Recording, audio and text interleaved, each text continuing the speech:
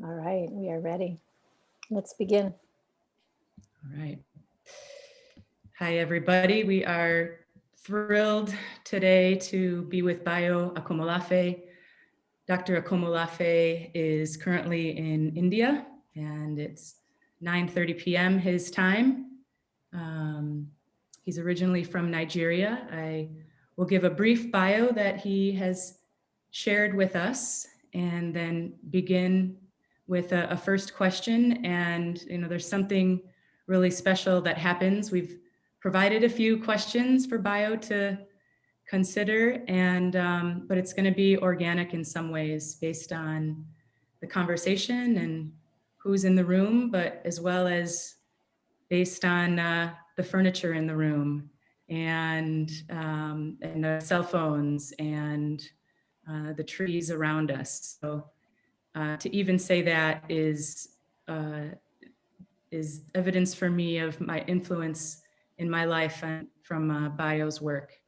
It has been nothing short of transformational for us. We met Bayo a couple years ago. Well, he didn't meet us because he was one of the keynote speakers at the Spiritual Directors International Conference.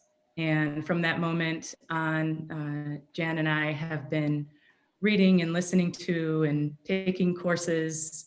Your Making Sanctuary course I recently took, which you can find on his website. And we thought it's time to invite him into a conversation with the SGTI. So I'll give a bio of Bayo, and then we'll see what happens.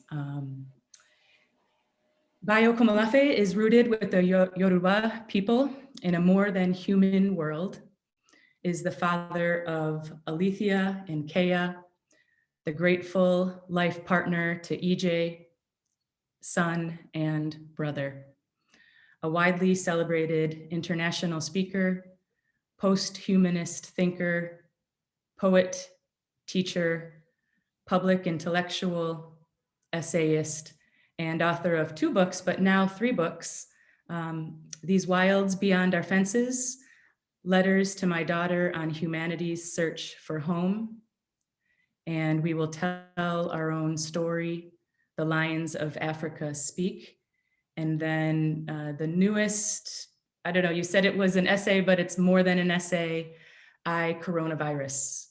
Bayo Akomolafe is the chief curator of the Emergence network and host of the online post-activist course, We Will Dance with Mountains. Bayo, welcome. Glad to be here. Thank you so much. We have a variety of folks who are a part of this conversation, and then because it's recorded, others will listen anew or perhaps re-listen. And so we wanted to start out with a broad question, which is about, since there's a range of scholarship in writing and speaking that people have participated in this moment, what would you like for people to know about you? That I make excellent dosas, and if you ever come to India and you are itching for a good dosa, I could make a good dosa for you.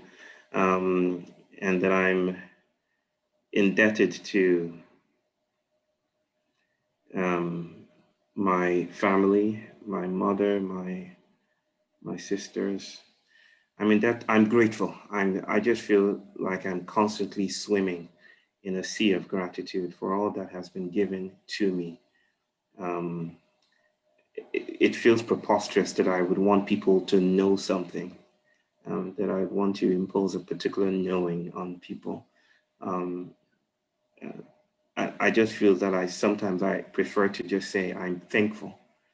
In spite of the suffering around us, I'm thankful that these times are what they are, and the opportunities that are alive in these times are inviting us to do something different. I'm very excited about being part of the number, exploring deep into what these moments can provide us. So I'm grateful to be part of this conversation, and the Gidosa invitation stands.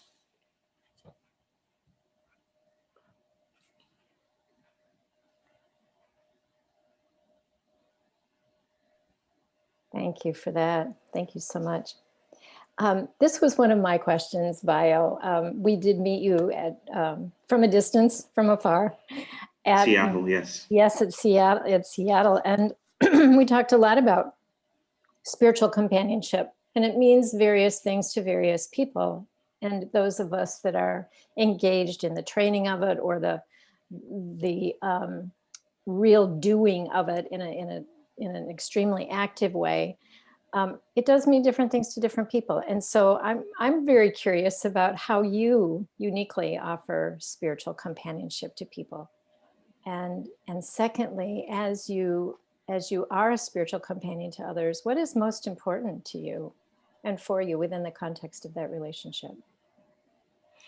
I haven't always identified as a spiritual companion. In fact, the invitation in, when was it again? Time is now blurry, and Seattle, right? 2 years ago in Seattle, right? Bellevue, right. Bellevue. Was it 2 years ago or 10? Well, it was somewhere between. That invitation came with a deep and, wonderful introduction into that field. I was trained as a clinical psychologist, so I immediately saw ties of kinship with my practice, which is no longer my practice. I usually describe myself as a recovering psychologist. But I saw similar architecture between psychotherapeutic arrangements, the clinical setting, the therapeutic alliance, and and spiritual companionship. And I felt that I could speak to that.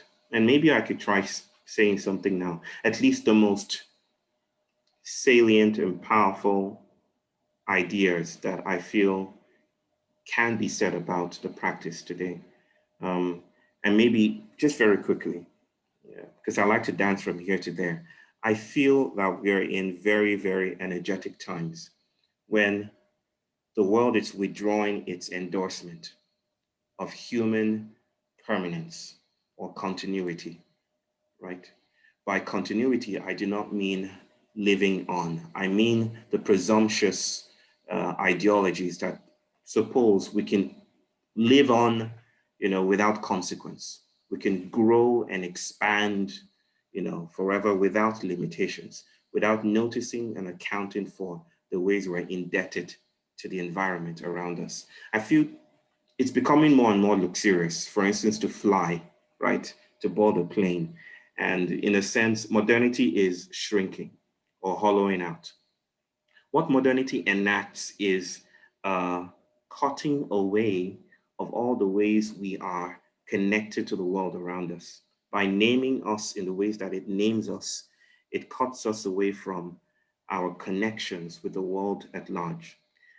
Spiritual companionship has been framed, largely as this relationship, like a dyadic encounter, a fruitful encounter between companions trying to navigate spiritual complexities.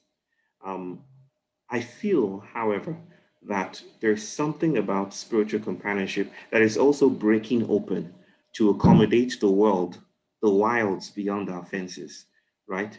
There's a French philosopher called Gilles Deleuze, and he writes about walking away from the couch as preferred or preferable to sitting and resting on the couch as a form of therapeutic, modality. That there's something about these moments that call upon us to leave behind or walk away from the convenience of the couch, to notice that our bodies are diasporic and spread out, and healing can no longer, and I know healing, I'm speaking with clinical ideas in mind, but even what we traverse and what we discuss within the spiritual companionship setting can no longer be limited to those conversations. Now we have to lose our way, get lost. We now have to meet the furniture of the non-human or the modern human world at large, and notice how that has always been part of what we call spiritual companionship. So the ways that we are doing it, for instance, is with my children. I don't have a set practice called Bayo Spiritual Companionship International or something, but with our kids, we are performing this implicit notion of companionship with the more than human. Our children are unschooled. We don't like, there are many names we use, many terms, but we think of it as some form of parental activism that is refusing the idea that children are just adults waiting to become adults, or adults in waiting, and that there's something about children that appear to me as cracks in the fabric of social cohesion, opportunities for us to reweave what it means to be embodied on the planet today. But you see, we do this work of pathologizing, repressing, pressing down children, putting them in a family way, putting them within schools, state-sponsored systems and curricula. And I feel there's something about letting them go and working with them. My wife calls it transparenting. And I think transparenting, I wrote about transparenting as a form of spiritual companionship some time ago. I feel that's a form of meeting the wilds beyond our fences, meeting the more than human, meeting healing and emergence and wellness and companionship beyond the limited anorexic human-based encounters that we're used to. So my work is about expanding the sociality of the faithful and also dislocating the independence and isolation of the believer, so that faith and companionship and spirituality encompasses much more than we think it does.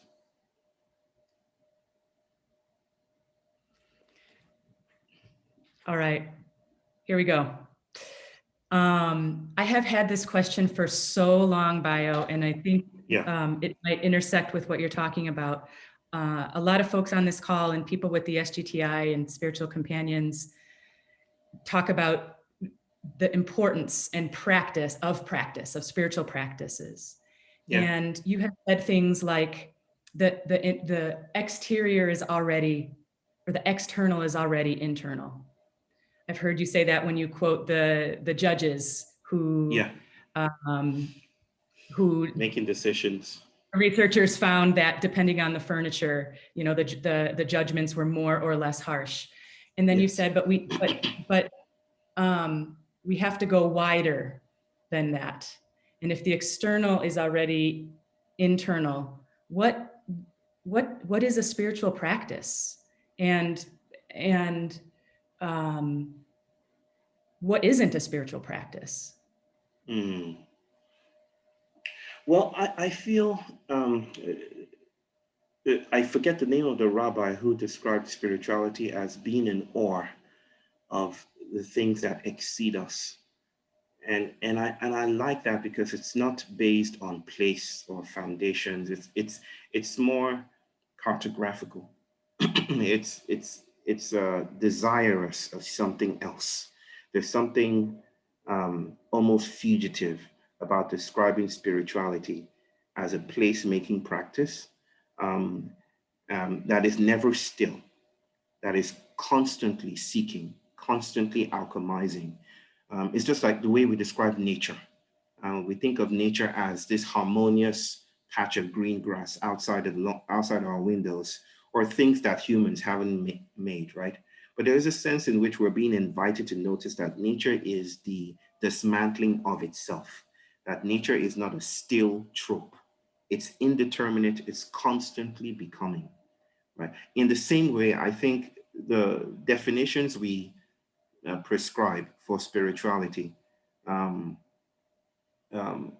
grew up in a world, in part of the world, that thought of spirituality as this transactional relationship with a Gandalfian figure, you know, that was stuck in a heavenly place.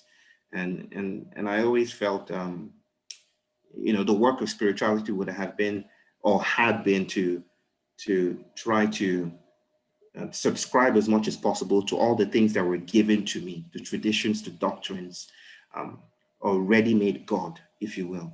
But if we release ourselves from the idea that God, or whatever we want to call this thing that transcends rude language, if we want to relax those constraints, I think of God as godding, according to, what's her name? Beatrice Buto.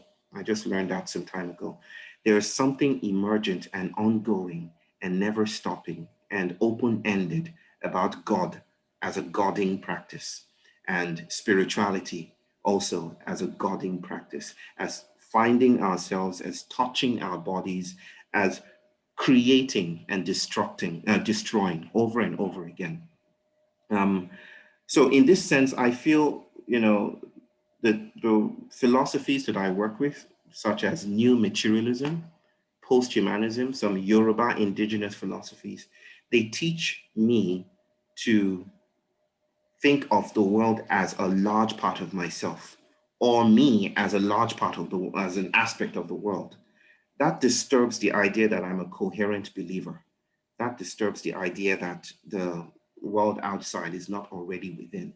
So this, I feel, is the invitation of our times then, that we must find new ways of thinking about spirituality that is not a reiteration of human transcendence, that is not a reinforcement of our centrality.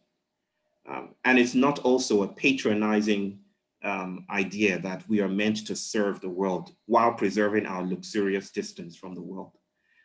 I think the spiritualities of today, based on the axiomatic, the urges and the desires and the imperatives of our time, invoke the idea, I call it the theology of a broken God, or the theology of the broken image of God, that God himself no longer subscribes to a photographic image, right? We think of I grew up thinking of, spirituality as, adhering to the image of God, adhering to the image of God.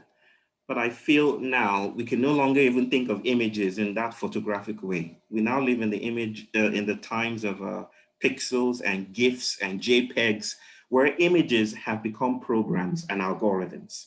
So the image has splintered. And so what does that do with our notion of the image of God? I think God also is splintered, and the shrapnel of the exploding divine has pierced us. And so our work now is to touch the wounds of our unbecoming, and notice that touching, in doing that, we are conversing with that which exceeds us. We're conversing with the giraffes behind you, Jeanette. We're conversing with furniture. We're conversing with the more than human. And that is something that has no temple yet, and difficult language to conjure, I guess. Mm-hmm. Mm. Thank you. That's one of the parts that I will re-listen to. Me too. And just a reminder, everyone, that because this is so content rich and thought provoking, if you have questions, type them into the chat. We'd be happy to facilitate those for you. Let's just check in with one of those questions right now. So based on what you just said, Larry is taking it one step further with a question, but is there not also an intact something? Yes, we are already broken, but something like the laws of nature. Is there not something like a lawful universe, at least on the physical plan? Great question, Larry. Thank you.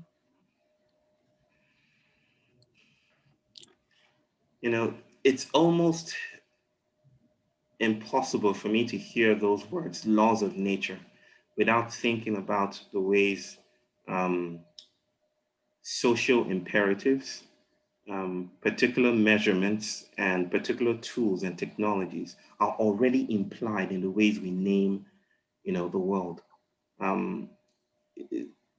don't want to go deeper into this, except to say that unless you see the world through the eyes of the migrant, for instance, you might not be able to notice that the world is always in movement, right? When you see the world from the view of settlement and urban settlements and the city, you will tend to see people coming into your environment as disturbances, disturbing the pristine, boundaries of your place. And that's a view from settlement. But when you travel, when you're beleaguered and chased, right, the world appears and performs differently. I don't know that I can bring myself to see, and this is a limitation, I guess, a practiced limitation. I don't know that I can come to see, notice the world as a coalition of fixed laws, right? Pristine, universal, objective in a way that transcends context, time, culture. In fact, it is that idea that there is a world outside of context, outside of that is removed from the way we practice it, that, whatever the approach, we arrive at the same place. And those who are not thinking in the ways that we are thinking are either stupid or backward or repressed or wicked. That idea is deeply colonial, right? And I and the people that I associate with and identify with have been the recipients of that ideology for so long. Science, for instance, has never described the world as it is. Science is already infiltrated with bias, with politics, with funding, with particular notions, with particular research preferences. It's always, it's always a feminist coming down to earth that I work with. The idea that things are a lot more humble or humbler than we think they are. So to the question, if there are things that are intact, I'm not going to say that, performing the world as a constellation of ensouled beings, where those beings are static entities and they live in a Euclidean environment where there's already a fixed universe, and all we need to do is just look at what's there. I'm not going to say that that's a bad thing, but I'm going to say that the risks attendant to that performance, that perspectival performance, are what we're noticing now, associated with colonization, displacement, and the Anthropocene. So if the world is already an invitation to new ethical formulations, to practice differently, to stray away from what we already know, then I feel drawn to noticing the world as co-emergent with, foundationless and open-ended. That doesn't mean the world doesn't have stabilities. To think of the world as entangled doesn't mean the world has doesn't have stabilities. It means those stabilities are indebted and conditioned by other possibilities. So noticing how I am implied in Jan's life, right? And how Jan is implicated in my life. Noticing how the things we take for granted, like our mobile phones, are already connected with suffering in Senegal or in Gabon, is to move away, slightly step back from the presumptuous language of this is a principle of life. How do we know, right? This is a call to humility. It's a call to fall down and to notice that we're exceeded and we're way in over our heads, when it comes to things like laws of nature or intact entities.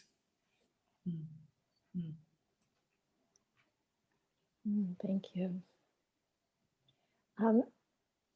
Is it okay if I go ahead, Jeanette, and ask another question that came in? Yeah, or one of the questions that we shared with Bayo, whatever you're. Well, I think this, I was wondering, Bayo, you used a phrase which I readily wrote down. It really touched me. And I think it goes along with Craig's question to us. The phrase was to touch the wounds of our unbecoming. Mm-hmm. And my question was, how do we really do that? And Craig is asking, I think, something similar.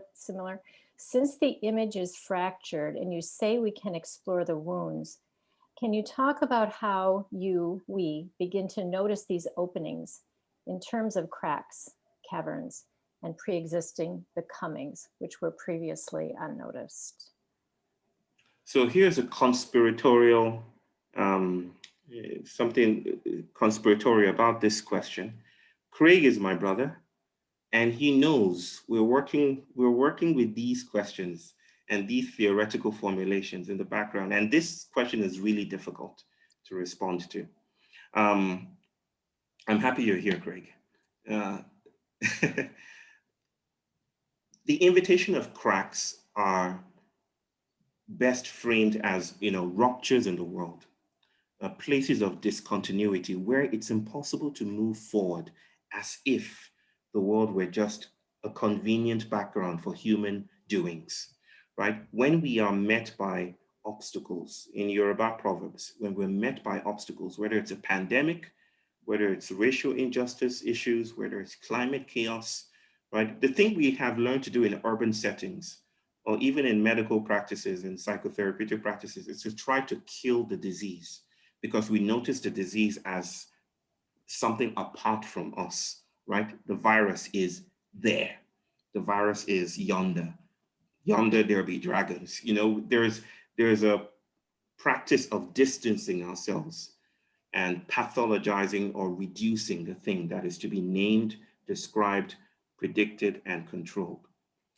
But when we see from a relational universe, a processual universe, then we notice how we are already entangled with viruses. In fact, without viruses, we are not possible. And so we're in complex relationships, of stability and instability with the world around us. But these complexities often lead to excessive places where the world just splits open and novelty is possible. New ways of thinking are possible.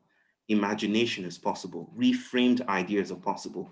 Thought itself becomes possible. I feel those places are in tune or attuned with places we've learned to pathologize. Like I said, those places we've learned to push aside from us. I'm a psychologist or a recovering psychologist, and the places or the sites of inadequacy, the sites of pathology, I'm learning to revisit as sites of opportunity or sites of messianic emergence. Learning from shamanic elders, for instance, in Yoruba healers in Nigeria.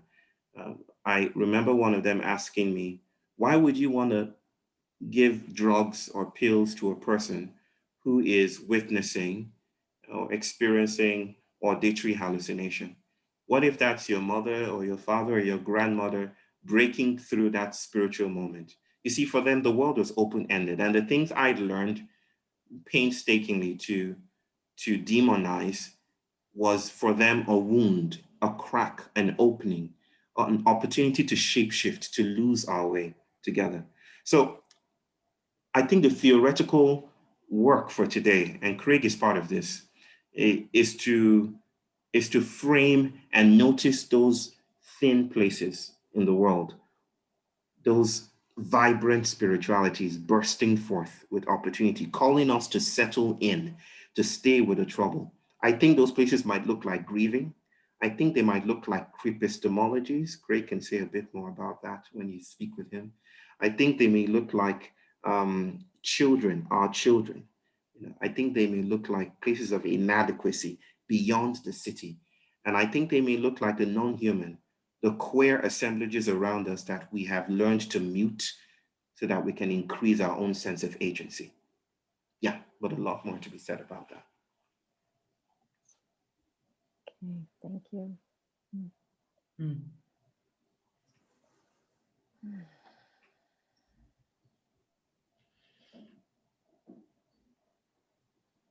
We have another question if you want to go there, Jeanette. Yeah, go for it. This is from Beth. Your words are so powerful. I am struck by the notion of prayer and how different prayer would be if we widened our worlds. Our prayer would be to the water, to the trees, to the land, to the animals, to all around us. If prayer is communication and a practice to deepen relationship, let's expand prayer to include all of what you are talking about. I agree. I've been thinking about faith as, if we really take it seriously, that human beings are not as sovereign as we think we are, then I think we need to, even with some difficulty and challenges ahead, I think we must rethink the categories we're used to: faith, consciousness, awareness, what it means to be alive or agential. I think those categories need to be composted, and faith is one of them. We tend to think about faith, at least I grew up thinking about faith as the explicit, as an attitude of the mind, as confidence in a set of patterns or understandings, and also as an explicit, an explicitation of what I believed in, what I trusted in. These days, I'm tending to think of faith as, not just this explicit realm, but there's something implicit that it's doing much more than we think it is doing, right? That it seems to me to be the workings out of desires, of things that cannot be named, of even trauma. My wife identifies as Christian, for instance, and I think she'll permit me to say this. She identifies as Christian, she practices Christianity. But if you were to get into the nitty-gritty of her faith, it's not really about what lies in the Bible for her, right? For her, her faith is a way of strategizing and meeting the complexity of some experiences she had when she was a child. The experience of losing her father, the fear of not being able to meet her father when she passes on. There's some work to be done there that surrounds death and the ontology of death and the cultures she was brought up in. So I think of faith as bodily, corporeal practices. I think of faith as the necessity of bodies using other bodies as props. In a sense, all bodies, in a way that I'm learning, are disabled. We need other bodies to meet the complexity of the universe. We literally borrow other bodies to meet the complexity of the universe. It's a strategy. We work out these strategies every day. For instance, our guts are filled with bacteria. We couldn't possibly live without the relationship we have with bacteria. Might it be said that we are in faithful relationships with bacteria, that there's something fidelitous about the relationship we have with our guts? Could it be said that faith is, or the oxpecker is the faith of the rhino? that when we are in some kind of fidelity with the world around us, that is an assemblage of faith. And does faith need subjectivity, this internal state, for it to be faithful? Does it need consciousness? Should we not think about cognition and faith and thinking as already implicating and bringing in the world around it? Should we not think of the psyche as anima mundi, as the world at large? So I'm trying to, I think in conversation with others, stretch our understanding of faith and see that there's so much more that is happening beyond our explicit time linear bound explorations and language, that faith is doing much more and we're entangled with much more.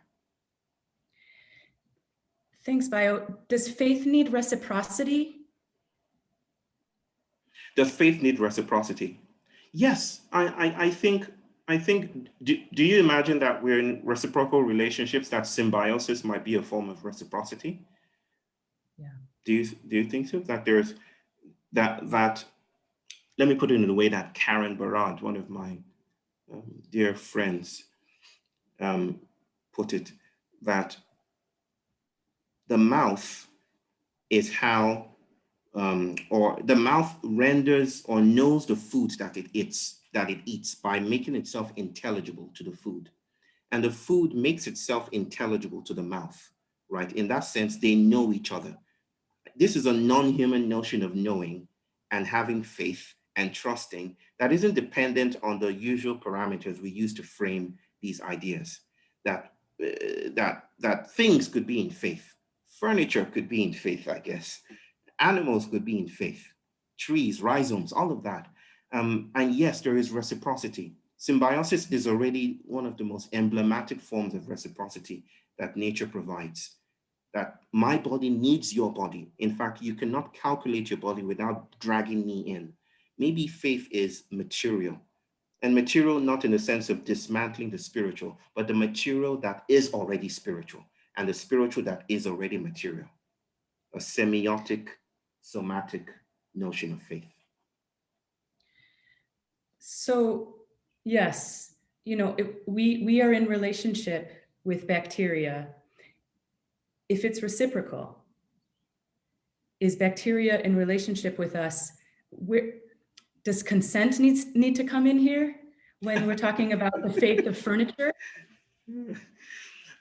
Consent. I think consent is a trope of our human-based linguistic practices. I don't know that the world does not, very unusual frame in bio. I don't know that the world doesn't exceed consent.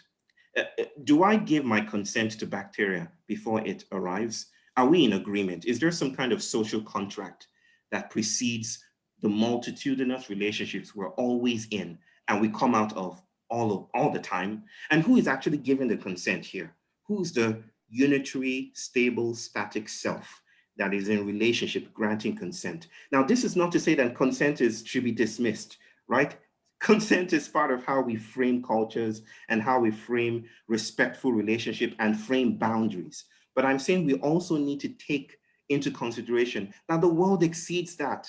Just like we want to name things, and it's useful to name things. It's useful to frame definitions, but the world exceeds those definitions. And if we try to capture it, then we risk getting stuck in carceral dynamics. Right? So I'm not dismantling consent, but I don't think consent is necessary or essential to a definition of faith, especially a non-human one, which we might want to consider, especially in times when we're in the midst of fundamentalist asymmetrical warfare. And I don't need to mention Israel-Palestinian or situation, or Ethiopians and Eritreans, or even the Igbos and the Osus in Nigeria. I don't need to mention or go through all of that to notice that sometimes our explicitation of faith leaves out the fact that there are other things happening.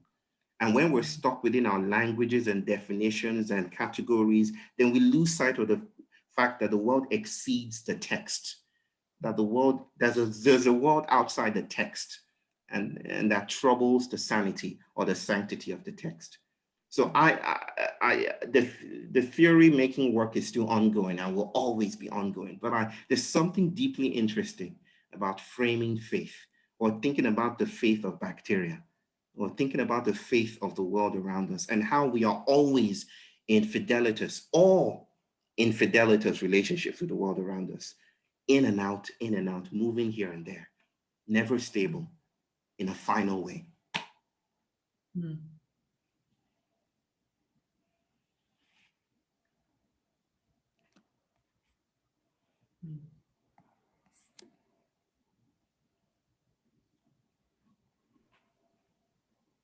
Just looking at the comments here, there's some folks sharing how this is moving in them and what they're noticing. Jane says it reminds me of Robin Wall Kimmerer's charge to her students who are environmental activists. You know you love the earth, but do you know the earth also loves you?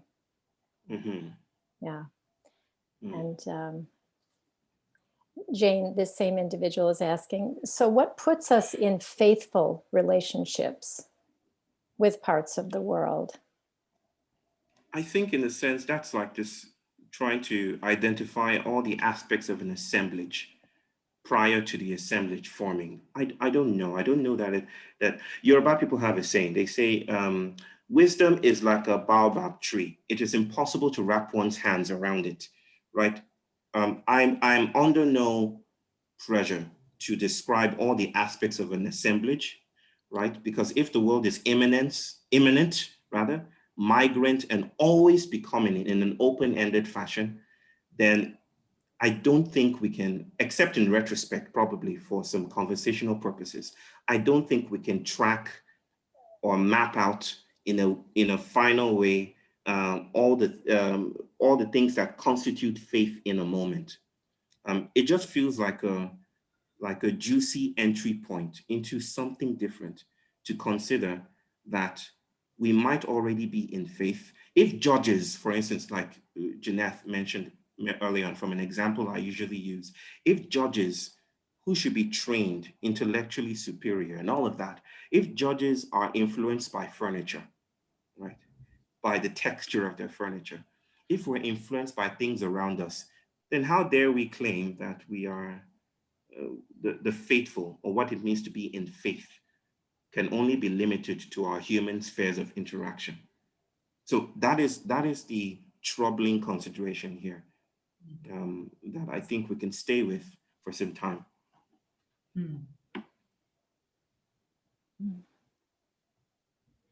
I hear in this conversation humility, and to your children who are unschooled, unschooling, unknowing.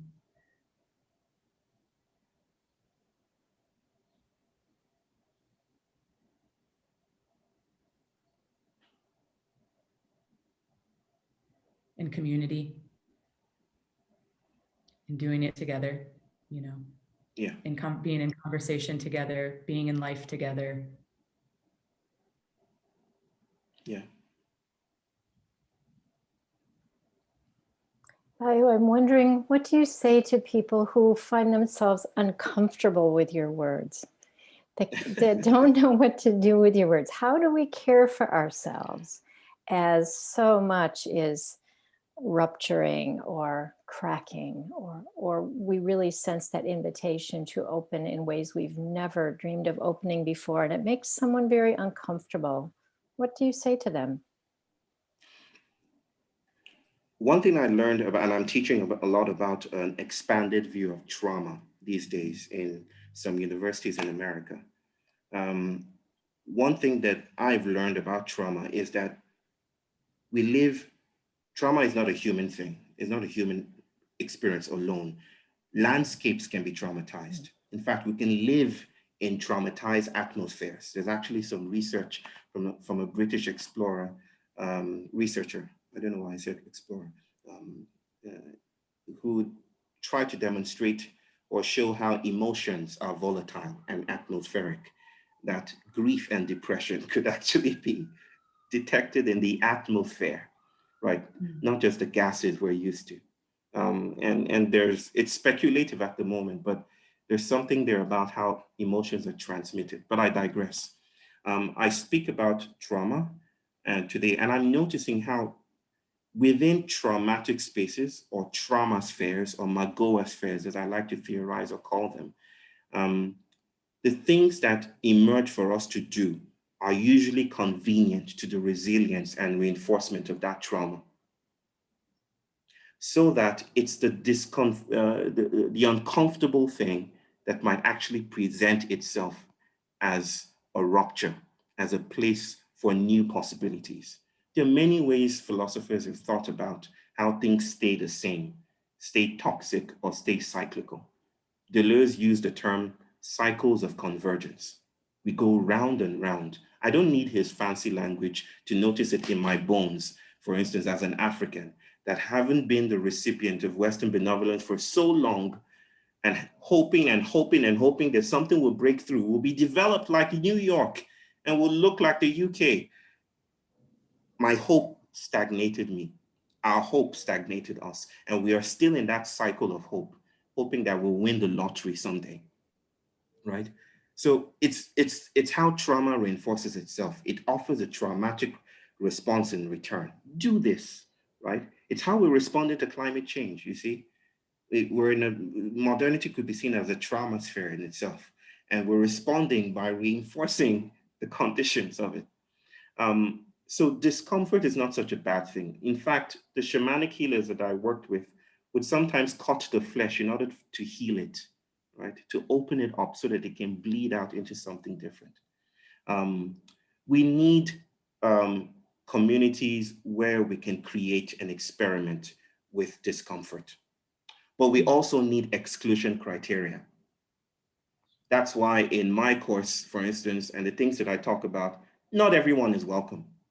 I don't think everyone is should listen to what I say. I don't think people say, oh, how can we get everyone to hear this? No, I don't want everyone to hear this.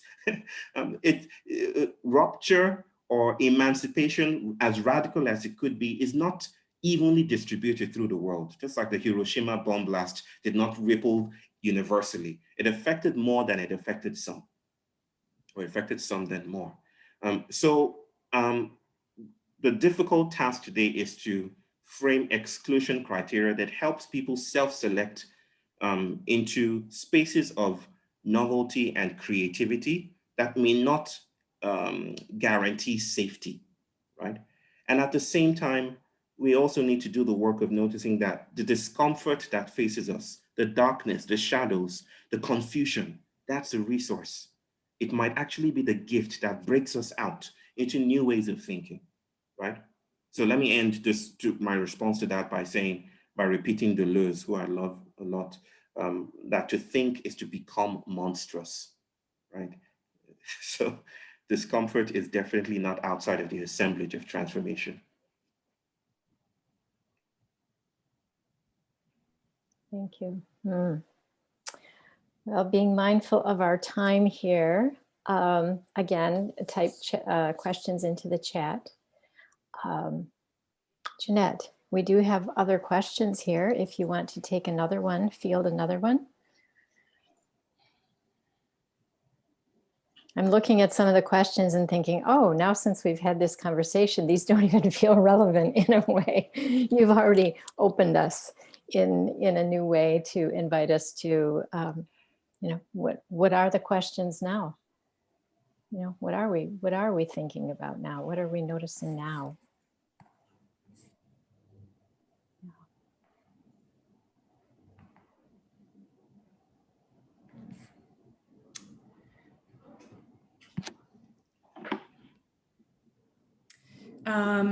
Okay. Where to go from here?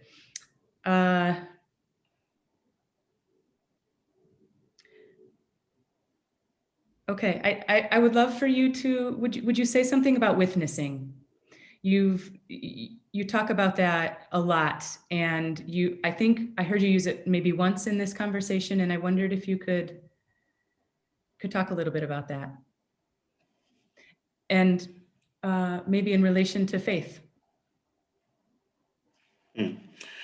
Well, to see is to participate in the world, right? At least from one highly or increasingly influential perspective, to seeing is political. Seeing is not a mirroring of a stable world. To see is to be engrafted into something. So vision is entangling. In that way, I thought of, what could be a more intimate way of describing seeing that doesn't leave the observer outside of the phenomena of seeing, that makes it, that drags the observer in and forces the observer to account for the observation as part of the phenomena, right? It's just like what quantum physicists tell us through the sides of their mouth, because they're shy about the magical implications of it, that to observe the world is to change it, and to know the world is to navigate it, in a complex way. There isn't a knowing that leaves us intact. To touch is to be touched in return. So I thought of the word witness, to bring us in, to rope us in. And maybe when you think about faith as how we're roped in already, how the world kicks back, how the world resists transcendence, or disturbs our account of escape, and how the world invites us to notice that I'm here too. Expand your sociality of spirituality to account for the contributions I make to your stability. I'm not just a chair under your bum. I am supporting your posture, allowing you to think, allowing you to have a conversation right now. How about you notice me and account for that? So maybe, maybe faith and witnessing produces the conversations we've had today about how it's now impossible to think of ourselves as believers in isolation, the faithful in isolation. Now, using that Christocentric image of the rift in the curtain that divides the Holy of Holies from the pagan, from the barbaric, from the death of the Christ, it seems like we are also witnessing rifts, and the curtain is tearing apart, and God is allowing a tapestry to descend from the heavens and saying, that which you've counted out as unholy, I made it too. So witnessing is probably the more than human and emergent practice and alliance of beginning to account for the ways that we are troubled, made uncomfortable, but attracted nonetheless to a world that is surprisingly alive and more human than we think. I've been starting to ask myself, what is tree-like in me? What is cloud-like in me? What is rock-like in me? And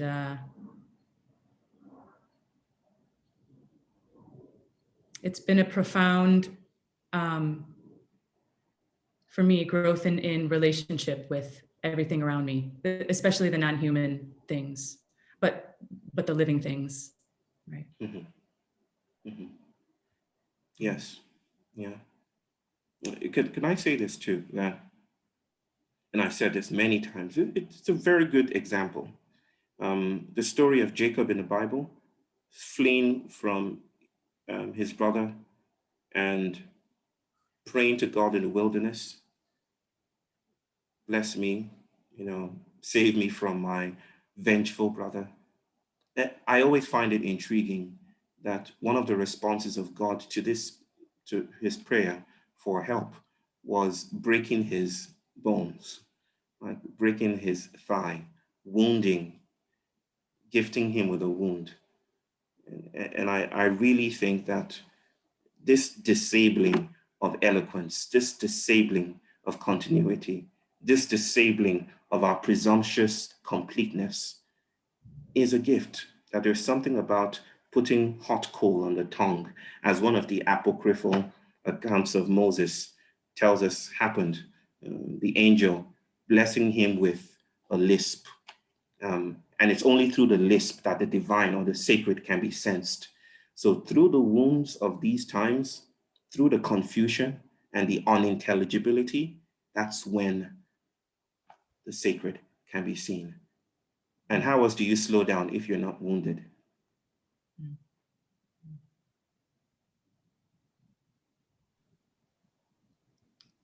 Thank you, Bayo. Thank you. We hate to come to an end here, but that sounds like actually maybe it's a good place for us to stop and to continue our personal reflections and to ponder. So, yeah. We thank you so much for your time together today. And we want to remind all of you to visit Bayo's two websites, emergencenetwork.org and also bayoakomolafe.net. And he does have wonderful classes there and that you can participate in, and further learnings and availability to his books and his writings, of course. So, and we're so grateful that all of you came to this conversation today and joined us in this new way of thinking, being the new invitation, I guess I would say. So thank you all very much. Thank you, Bayo. Thank you. Many blessings upon everyone as they move into their day, and may we carry these words in our hearts and in our minds, and continue to be of good in the world, I will say, of hope in the world, of faith in the world, in many new ways that we haven't even yet explored. Yeah. right, everyone. Bye for now. Thank you. Take care. Peace.